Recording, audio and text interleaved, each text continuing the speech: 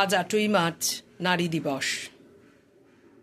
এই নারী দিবস সম্পর্কে আমার বক্তব্যগুলো কিঞ্চিৎ ভিন্ন হবে।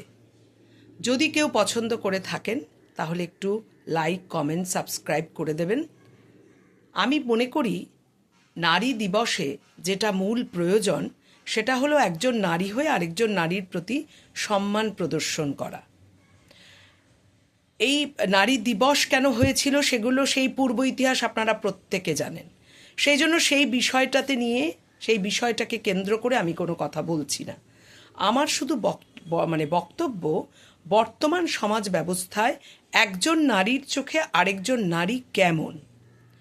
দেখবেন, আমি অনেক সময় দেখেছি বাজারে যখন আমরা যাই তখন কোনো মহিলা বিক্রেতা কিছু বিক্রি করছেন, আমরা মহিলারা গিয়ে তার সঙ্গে ঠিক তেমন সৌজন্য প্রকাশ না করেই কথা বলতে শুরু করলাম। কিরে, একটা তুচ্ছার্থে কথা বলা। কিন্তু মনে রাখতে হবে, বিপরীত পক্ষে যিনি বসে আছেন তিনি কিন্তু পরিশ্রম করেই অর্থ উপার্জন করছেন। একটু উদাহরণ দিই, একজন ফুল বিক্রেতা তিনি কিন্তু ভোরবেলা হাওড়া হাটে গিয়ে ফুল নিয়ে এসে সংগ্রাম করে তিনি বসেছেন বাজারে ফুল বিক্রি করতে। তাকে রাত্রি ৩টের সময় উঠতে হয়, ফুল সংগ্রহ করতে হয়, তারপর বাজারে এসে বিক্রি করতে হয়, তারপর বাড়ি গিয়ে তার সংসার সামলাতে হয়। তো এহেন নারীর প্রতি আমার একটা সম্ভ্রম থাকবে। আমি অফিসে চাকরি করি, আমি পদাধিকারিণী বলে তার প্রতি আমি তুচ্ছার্থে বা একটা নিকৃষ্ট মাত্রায় তার সঙ্গে আমি বক্তব্য প্রকাশ করব, এটা কিন্তু ঠিক বাঞ্ছনীয় নয়।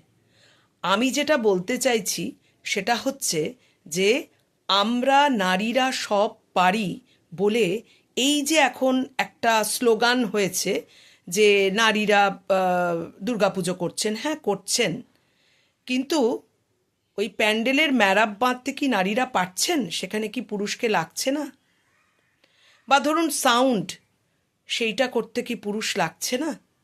বা ধরুন প্রতিমা, কুমোরটুলি থেকে প্রতিমা নিয়ে এসে তাকে নির্দিষ্ট স্থানে প্রতিস্থাপন করতে পুরুষকে লাগছে না?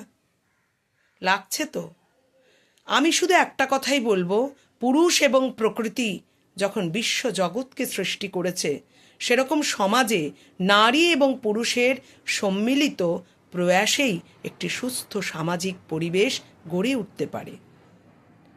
শুধুমাত্র নারী দিবস আমাদের স্বাধীনতা এমন করে কিন্তু স্বাধীনতা প্রকাশ করা যাবে না।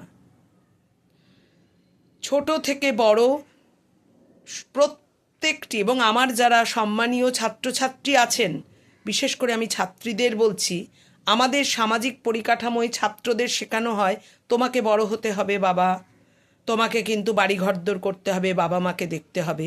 কিন্তু নারীদেরও বলুন, ছাত্রীদের মা বাবাদের বলছি, আপনার বাচ্চাকে বলুন তোমাকে বড় হতে হবে, আর্থিক দিক থেকে সক্ষম হতে হবে, এবং আমরা বুড়ো হব তো আমাদেরকেও তোমাকে দেখতে হবে।